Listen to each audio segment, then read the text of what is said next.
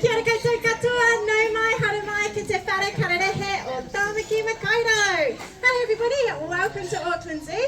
My name's Emma, I'm going to be your host for the next 15 minutes or so, and hopefully we're going to go on an amazing adventure and see lots of amazing birds. But first of all, let's keep ourselves safe. So, you're all doing it perfectly. Just keep doing what you're doing. Remain in your seats for me. We're going to try and bring the birds nice and close. Sometimes they don't understand personal space. That's how close they might get. So just remain in your seats. For those of you that are standing, you are standing exactly in the right places. Just stay nice and still for me. And although it is super tempting to reach out and touch the birds, I'm going to ask you to not. They don't like it and they'll touch you back with their beaks, which we definitely don't want. All right, but first of all, let's get a little bit of energy going. Are you guys excited? Yeah. Okay, I feel like we've had a couple of days off. We've chilled out a little bit. Let's be a little bit louder. Are you guys excited? Yeah. Fantastic. All right, well, we're going to see a variety of parrots in today's free flight. So much so, we're going to start off with Qantas, and Qantas would come from Australia. Has anyone ever been to Australia before? A few of you. Well, chances are, those of you that have been to Australia may well have had the opportunity to see a galah in the wild, because galahs, or rose-breasted cockatoos, are actually quite easily found. But you don't necessarily see them high up in the trees. In fact, one of the best places to actually spot galahs is bizarrely on the ground. And that's because galahs are fantastic grass seed dispersers. They love to pull out those grass shoots and eat the nice little white tufts at the bottom. They love to eat the grass seeds. They're really nutritious for them, and spread them across the rest of Australia. So luckily for galahs, they've actually done really, really well with humans urbanising a lot of areas. Because in general, us humans like grass. We like it in our gardens, we like it in our parks, we like it on our sports field, which gives them a great opportunity for a feast. Now, I heard a lot of you go, oh, that does look cute. He raised up his crest.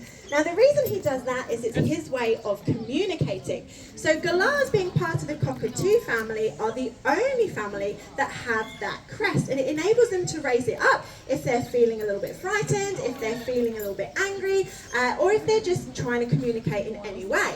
Now, when he's lifting it up for Chris, him and Chris get on quite nicely.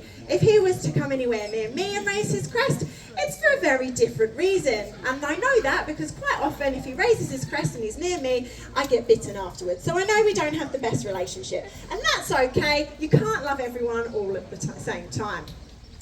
Now, there is another reason that galahs would raise their crests, and that is to try and attract a mate. Now, that's very, very important. But once they've attracted their mate, they do a very special behaviour.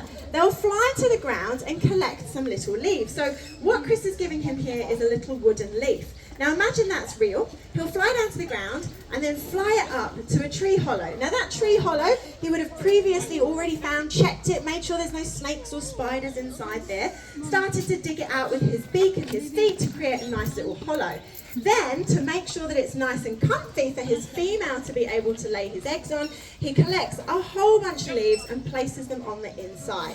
Now, this is a really cool behaviour because they're one of the only cockatoo species that actually do that. So it's really nice that you guys got to see that here today. So we're going to stick in Australia, but this bird actually might be a little bit harder for you to spot if you've ever been to Australia before. They tend to be found in a slightly different location. Now, he is the biggest, the largest personality that we've got on the team, because he's definitely not the biggest bird, weighing in at a whopping 86 grams. Hello. Hi. I know you love Chris as well. It's about Chris today, isn't it? Weighing in at a whopping 86 grams, this little dude is called Louis, and Louis is a Musk lorikeet. Has anyone heard of lorikeets before? Yeah, a few of you. They often look a little different to this one. You often think of rainbows. But when it comes to lorikeets, they have a really, really important role in the ecosystem. And they have amazing adaptations to help them with this.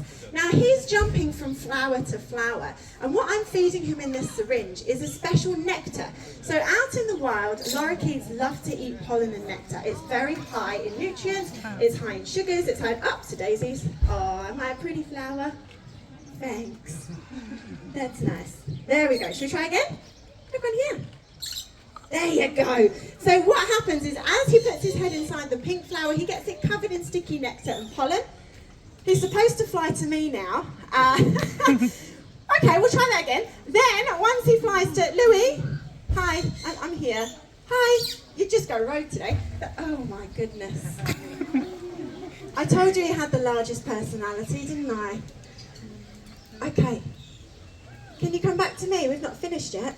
What's that? He's saying, what's that? It's your flower. It's part of the routine that we do every day. So as he stuck his head inside the pink flower, he's got it covered in sticky nectar and pollen.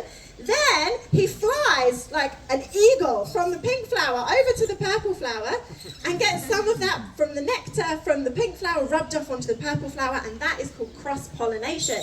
It's a very, very important thing out in the wild, and we often think of it when we think of bees, but there are birds right here in Aotearoa that do it as well, beginning with a T. Any ideas what that might be? Tui, absolutely right. They're fantastic pollinators. And actually the largest pollinator in the world is a type of lemur, and lemurs you can find in Madagascar, which is pretty cool. So we've managed to pop him away. I'm just going to hide my flower because we're going to move away from Australia and we're going to head out to South America. Anyone been to South America before? That's a bit trickier to get to, that one. Well, don't worry, we're going to bring South America to you. This is Evie. Evie is a yellow-crowned Amazon parrot.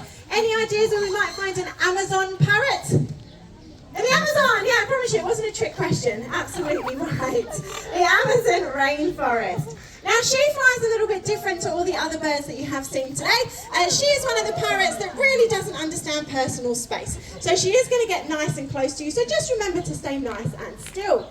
Now, yellow-crowned Amazons out in the rainforest are fantastic when it comes to nut and seed dispersal. So what we're feeding her today is a whole variety of different nuts and seeds. And when I talk about dispersal with all of the birds, what I mean is they eat it and then they poop out a nice packet of fertiliser. And that is a fantastic way that these animals can then spread lots of seeds all over South America.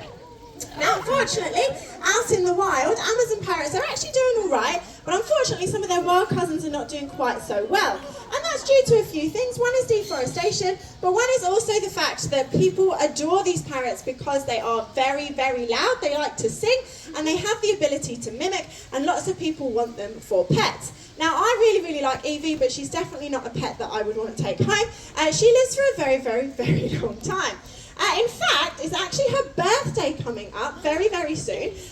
With a name like Evie, anyone want to guess what day her birthday is? New Year's Eve, absolutely right. She is a New Year's Eve baby. Any other New Year's Eve babies in the room? No one today. Well, this is entirely up to you, but because it is her birthday on New Year's Eve, we thought we would do a little bit of a celebration on our social media, but we have to do it days in advance because that's the magic of social media. Would you guys like to do a countdown from 3 to 1 and say Happy New Year's Eve with me? Yeah. Yeah, okay, I was hoping for a little bit more enthusiasm. We're a bit hot. Let's try that again. Would you like to help me out? Yes. That's better. All right, let's bring it back on stage then. Okay, we'll do a practice. Ready? 3, 2, 1. Happy New Year. Good girl. All right, that was the practice. Let's see if we can do it again because Evie was pretty on point there as well. Ready? 3, 2, 1. Happy New Year. Fantastic. Thank you, everybody. Now, the reason I tell you that is she actually turns 19 this New Year's Eve. Any ideas how long she might live until? 30. 70. Good guess. Yes, 60 odd. Not a problem at all. So she's still very, very young. Now, lots of the parrots out in the forest can actually use your help. And there's a message that she would like to deliver to you. So let's see if she can do that today. Because even though we live right here in Aotearoa, New Zealand, there's actually a way that you can help lots of animals out in South America. And Evie is going to give you a little tip for something you can look for when you go shopping in Aotearoa. Oh, well, that's not quite how we were going to do it, but you did a good job. Can everyone shout out what are the letters on that flag? FT. FSC, absolutely right. It stands for Forest Stewardship Council. And we'll talk to you a little bit about that later on. But she's done a very good job. And we are going to welcome out, we're going to actually stay in South America and welcome out 2 tiny little pocket rockets. Now, I apologise, these 2 also have 0 personal space awareness, so they're going to get nice and close to you. And they would come from a very similar area as Evie, the Amazon parrot. And here they are. This is Ra and Nina, and they are very cute, yeah. And they are sun conures. Now, sun conures are quite well known in aviculture. They're in fact very, very popular as pets. It's one of the many reasons that once again their numbers aren't doing amazingly well out in the wild. But you'll notice they look very different in colour to Evie. So Evie was the classic green, as was Louis, that you would expect to see from parrots to blend them in nicely into their forested habitat. Bright yellow somehow seems like it's going to stand out a bit too much. But that's actually the entire point. Because if you imagine if Nina was to actually fly, so Ra's doing all the work at the moment, but if we had 2 of them flying, you could then imagine what it would be like if we had 30 or 40 of them flying, which is exactly what would happen out in the wild.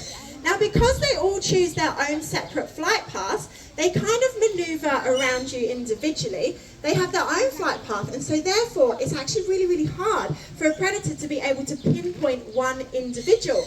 And their colours are so bright they actually dazzle predators, so it's called dazzle camouflage. So although they're bright, it actually helps them to hide by standing them out. Very, very confusing, but it's pretty cool.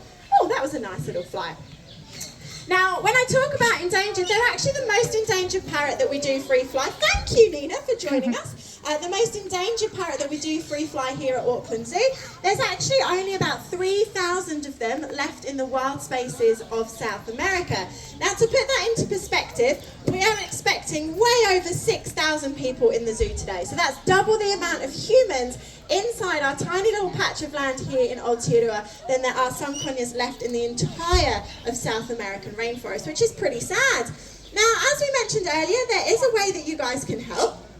And who have I got on my shoulder? Nina. And Evie did help you with this earlier, but we'll see if Ra can help you again, because repetition is always key. And are you going to get up? Apparently I'm just a pirate and everyone's flags have dropped today. Imagine he did that and the crowd went wild. FSC logo, as I mentioned earlier, it stands for Forest Stewardship Council.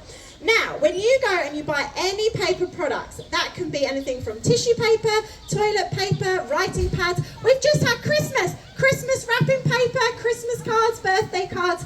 Whenever you go looking for any of those things, check out the back and look for the FSC logo. That tells you that that paper product has been found sustainably. And it will also help out all of the animals living in the South American rainforest, including our final bird that we can see today that's come out here with Lizzie. It is Jake. And Jake is, I'm hoping that the people in the far right are very excited about this, a scarlet macaw. So scarlet macaws are part of the macaw family, which is actually the longest parrot family. And when we say longest, we would measure them from head all the way down to tail feather tip. Now actually, Jakey has missing, he's dropped out his central feathers at the moment, so he's not as long as he would normally be, but he's still pretty impressive. And one of the cool things about flying the macaws is they have all the same adaptations that every single parrot you've seen today has, including the tiny ones, but they're much easier to see, so I can talk about them. So Jake has very, very special feet. He's got 2 toes facing forward, 2 toes facing backwards. For those of you who like Scrabble, that word is zygodactyl. Zygodactyl. 2 toes forward, 2 toes back. Enables him to grip and hang on to perches just like he is now. It also enables him to be able to bring that foot up to his mouth a little bit like a hand. He can hang upside down, he can walk, and of course he can perch. All very, very important things if you are in fact a parrot. Now the other thing that you can see much, much clearly on Jake than any of the other birds is that enormous beak. Now I mentioned to you throughout every parrot that we've seen that they've all had a different role in ecosystems, and Jake is no different. Except the larger the parrot, normally the larger the food they consume. So for Jake, something like a hazelnut is not a problem to crack through, whereas Louis would not be able to do that, the little Musk lorikeet. Now that's because they have an enormous amount of bite pressure around that beak, which enables them to crack through things that we would need nutcrackers for. And that's perfect because out in the wild, those nuts and seeds that are at the very top of trees also need germinating. Now parrots, you may have noticed, are a bit messy. They drop a lot of food onto the floor, which in turn creates food for animals at the bottom that can't get to the top of the trees. Things like agouti, which are a type of rodent out in South America. But not only that, once again, they move from tree to tree, and of course they poop out a nice packet of fertiliser. So that's their way of helping out the South American rainforest. And by you guys choosing FSC, you're actually helping out those animals as well. Now Jakey isn't going to do too many more flights. I think we've got one more flight going, and it's a nice long one. So if you haven't got it yet, get your cameras out, get them on slow motion. He's going to come from that T-perch where Lizzie's standing. He's going to cut right across the front of the stage and exit. So don't miss out. Get your cameras out, get them on slow mo, put it on Auckland Zoo's hashtag so we can all have a nosy because we like to see how awesome he looks. As he takes off and flies, watch his tail feathers. His tail feathers are all nice and neat together at the moment because he's balancing whilst trying to perch on a perch. As he takes off and flies, they splay out beautifully. And that is to slow him down. You can give him a round of applause. Everyone else, JP!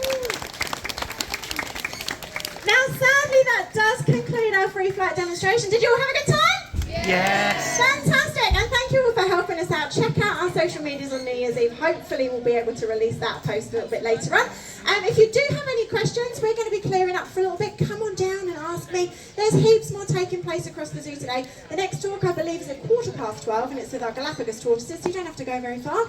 And if you want to see my team again, head over to Hidden New Zealand over in Te Wanui for some native species to Aotearoa, New Zealand. But if I don't see you again, thank you very much for coming and enjoy the rest of your day here at Auckland Zoo. Bye guys! Thank you.